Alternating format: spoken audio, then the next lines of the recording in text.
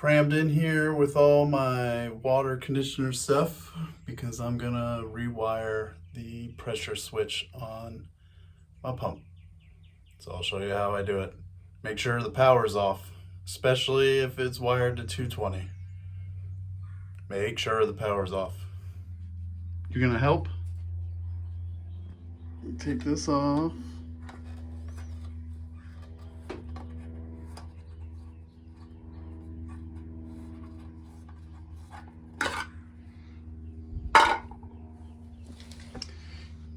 Look how it's wired. Take a picture if you need to, but usually you're gonna have the power going to the pump on the middle ones, and the power coming from the board, the circuit, circuit breaker, going in to the outside ones. Usually there's a wiring diagram in there.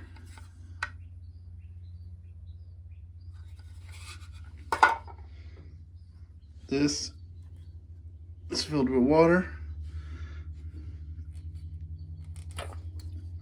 and the pressure, that's what tells this to turn on and off. So you got to release that so you can unscrew it.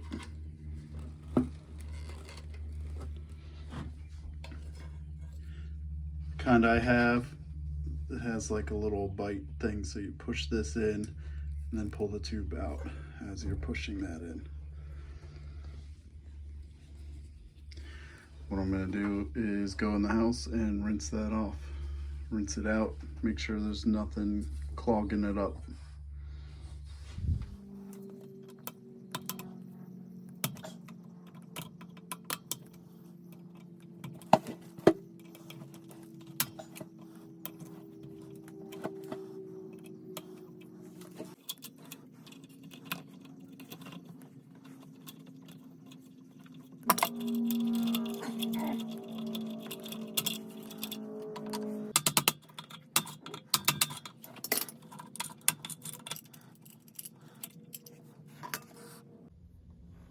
That was torqued down so stinking hard. Okay, now we have to save this part because the new one doesn't have it. Remember, that's where the pressure hose came in.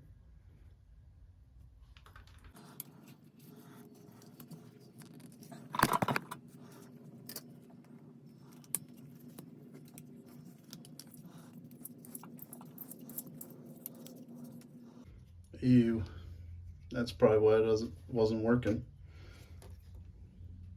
It's all kinds of crap in there. Okay, I'm gonna go find some Teflon tape to put on there. Found some thread sealant instead.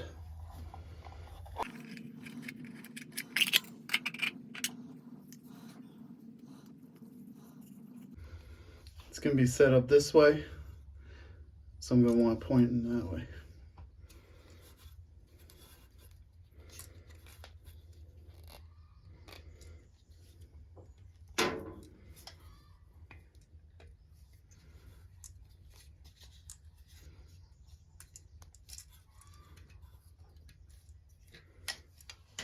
The hardware store has these with the hose as a little kit,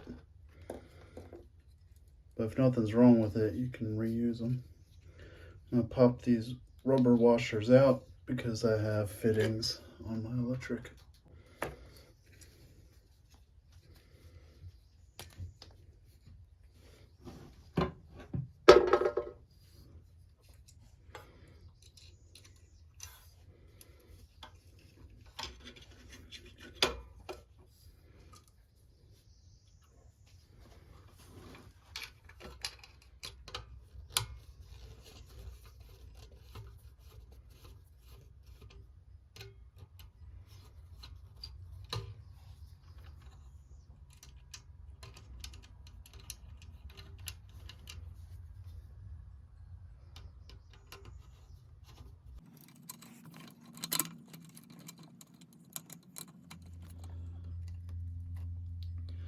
I like curling these clockwise a little bit so that when you tighten it down, it grips it more.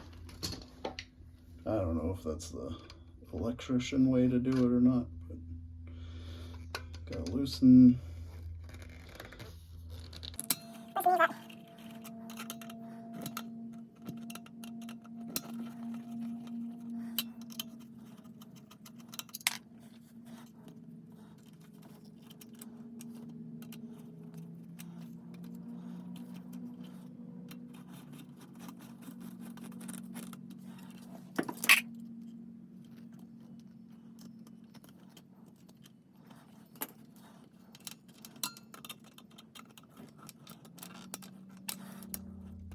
Down here is where you wire the ground into.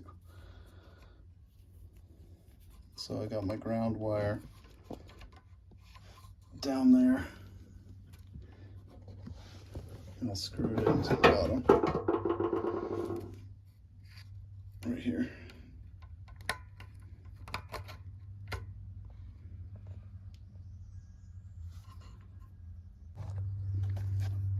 This is a 40-60 switch. So if you put a little tire pressure gauge on the top of your pressure tank, it should be set a few PSI above your low. So when I checked that, it was like 43-ish, 43, 45, something like that.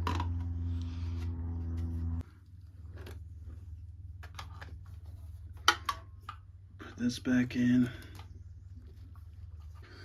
clean up the tools.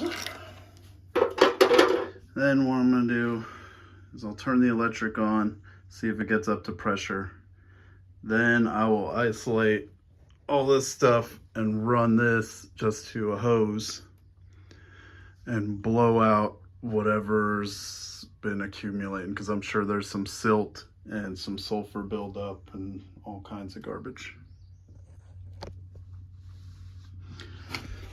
If you see my other video where I use screw fittings so that I can replace these when they go bad, because they go bad. They get kind of nasty inside there. Rust out or the plastic cracks. So it's a lot easier to just have it where you can screw it in and out. Also put this and this on so I could isolate this pump off the system and run off the other pump that's in the barn.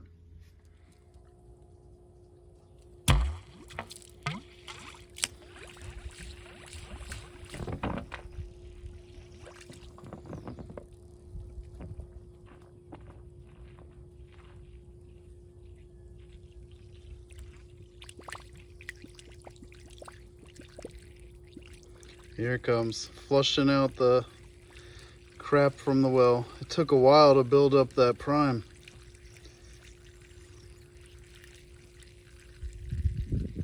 See all the, I don't know, see how brown it is?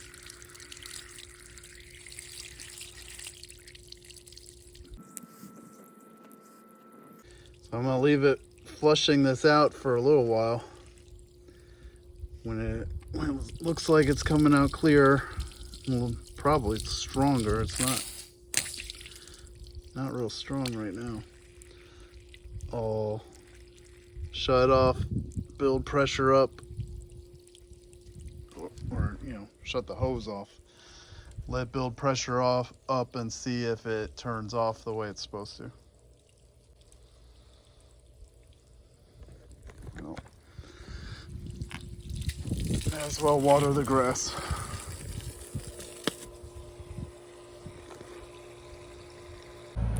I got it all swapped out back over there.